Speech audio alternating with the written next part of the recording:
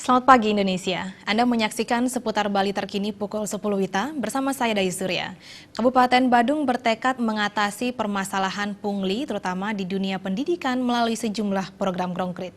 Wakil Bupati Badung Iketut Suyase menjelaskan salah satu penyebab munculnya pungli pada bidang pendidikan lantaran kesesuaian kebutuhan dan anggaran yang diperlukan bagi operasional sekolah belum teratasi secara utuh.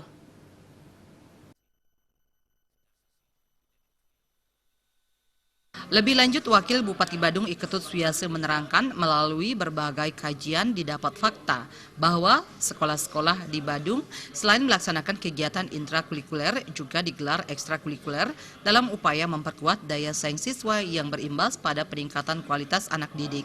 Hal inilah yang ditengarai menyebabkan banyaknya terjadi pungli lantaran dana pendampingan maupun dana BOS yang dianggarkan belum cukup untuk membiayai. Di sisi lain, anggaran bagi kegiatan ekstrakurikuler belum disubsidi oleh pemerintah, baik anggaran dari pusat maupun daerah. Terhadap hal ini, Pemka Badung mengatasi dengan memanfaatkan dana yang ada di anggaran perubahan dan bila tidak memungkinkan, eksekusinya baru dilakukan melalui anggaran tahun mendatang.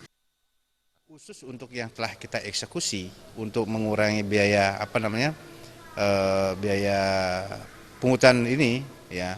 Pungut ini di 2016 ini adalah satu, untuk biaya-biaya upekar, biaya sehari-hari maupun hari raya dan apapun bentuk itu sudah kita biayai dari APBD. Itu satu.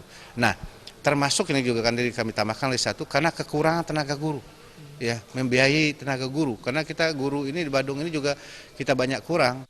Ketut Suyase mengemukakan salah satu wujud nyata mengurangi pungli di bidang pendidikan, Pemka Badung melalui Dinas Pendidikan telah membuat pemetaan atau analisis sehingga diketahui angka real jumlah kebutuhan dana yang diperlukan.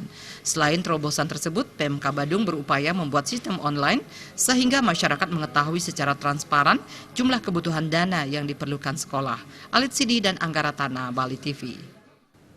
Pemirsa, kami akan kembali dalam 1 jam mendatang. Selamat pagi dan sampai jumpa.